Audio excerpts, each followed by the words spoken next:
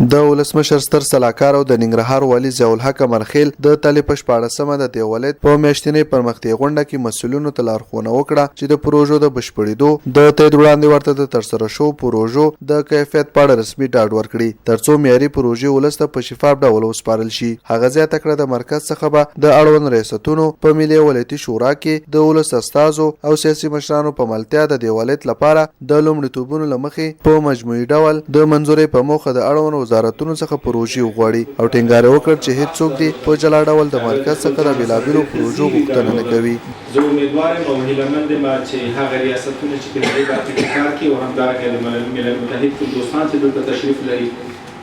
کله چې کومه پرېکړه کېږي او کله چې کوم تصمیم نیول کېږي او کله چې کوم تعهد سره کېږي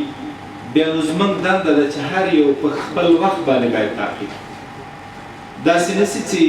یو وړوکی خنډ مخې ته راځي او هغه لامل د دې شي چې یوه غټه پروژه له لاسه ورکړي. زه په دنیا کې داسې مشکل نه ګورم چې هغه د حل لاره ونه لري چې په پروژه کاري مجلس ولرو هغوی سره مخ ته لاړ شو چې څه مشکل ده چې په دې برخه کې باید دا حل سوي نه دي وسپارو یا څه مرسته موږ راغواړي چې موږ مرسته وکړو تر څو هغه پروژې په ښه شکل باندې تطبیق کړو. نو زه هیله کوم او همدارنګه غږ کوم په انکشاف هیئت رئیس صاحب باندې چې هغه پروژې بالخصوص د ټولو نه زیاتې پروژې د دوی وزارت چې دې ته توجه وکړي او هغه 9 کال تدارکاتي برخه مخ ته یوسي. راتلونکي کال موږ نوې پروژې لرو که د دې کال راتلونکي کال د انتقال فکر کوم چې هغه بار به بیا ډېر زیات وي هغه بوج به ډېر زیات وي او کاري حجم به بیا بیخي زیات وي نو بیا رسیدګي راتلونکي کال ډېره مشکله ده. نو ښه خبره دا ده چې په دې برخه کې توجه وکړو او دا په ښه شکل باندې تطبیق. د ننګرهار والي وایي له یادې چارې څخه یې موخه په ملي کچه ننګرهار ته د پروژو ترلاسه کولو په موخه کمپاین ترسره کول او په هغه سیمو کې د پروژو تطبیق ته لومړیتوب ورکول دي چې وړاندې ورته پاملرنه نه ده شوې. نوموړي مسؤلینو ته لارښوونه وکړه چې د خپلو پروژو په اړه د رسنیو له لارې معلومات شریک کړي د پروژو پیل څخه تر پایه ولس پروژو کې دخیل کړي او د دې په همکارۍ په شفاف ډول د خپلو کړنو حساب ورکړي ترڅو د ولس او حکومت واټن لا نږدې شي. اخیری ربع د کال مالي کال کې رسو نو هیله کوم دوستانو چې که هر ریاست خپله پروژې په ښه شکل بغیر له مقننه او قناعت بخشه دلایلو نه موږ ته ونه وایي نو موږ خفه کېږو. ننګرهار باعزته ولسونه کافي ځپل سوي دي کافي اړتیا دې ته لري چې مرسته ورسره وسي همکاري ورسره وسي او حتی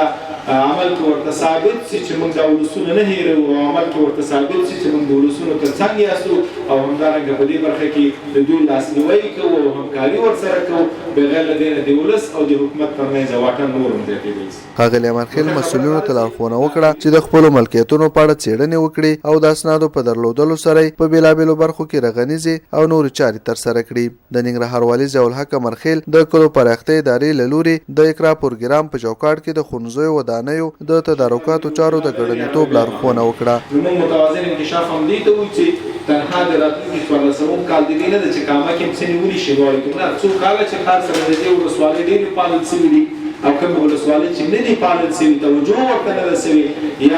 یا دښمن و یا نامني وه یا بل مشکل و دا ځل فرصت د دې د دوستانو چې موږ هغې ولسوالۍ ته ترجیح ورکړو او هغه ولسوالۍ په ښه شکل په نظر کې ونیسو تر څو د هغوی مشکلات دا ځل کافي حل شي او اعتماد سازي او همدارنګه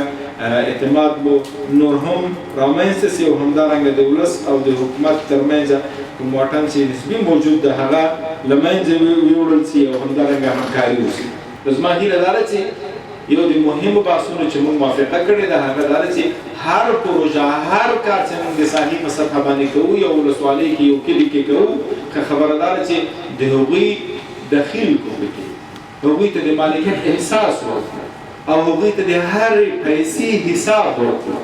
او بیرته د شفافیت لپاره داسې میکانیزم او ټکنالوژي او همدارنګه نورو مواردو نه استفاده وکړو چې هغوی قناعت پرې وشي. زما هیله دا ده چې هره پروژه کوئ دومره لابي ورته وکړي دومره پیام ورته ورسوئ اهمیت باندې بحث وکړي همدارنګه ولس دخیل کړي چې مالکیت احساس وکړي او د هرې پیسې حساب ورته ورکړي هر سند ترې پټ پنهان ونه ساتئ د اول د اعلان نه شروع د بیکیو نه شروع او تر نهایي کله چې تاسو یې واټ کوئ او قرارداد یو هغه ته د قرارداد چې کله انظام کړي د هغې وروسته هم کاپي په لاس کې ورکړي چې دغه مې په دې ورکړی دا مې په دې نرخ ورکړی دا مې په دې نرخ ورکړی دا مې په دې نرخ ورکړی دا د اعتماد سازي کوي دوستان. همداراز د پوهنې، پوهنتون، کرنې، ورزش، عامه روغتیا او امنیه قومندانۍ مسؤلینو څخه د دوی اړوند د وځنډېدلو پروژو ستونزې، لاملونه او حل لارې واورېدې. د ولایت پرمختیایي غونډه کې د 9 منظور شو پروژو څخه د پوهنې، ګمرک، پوهنتون، کرنې، کډوالو، برېښنا، ټولګټو چارو، ترانسپورت، ښاروالۍ،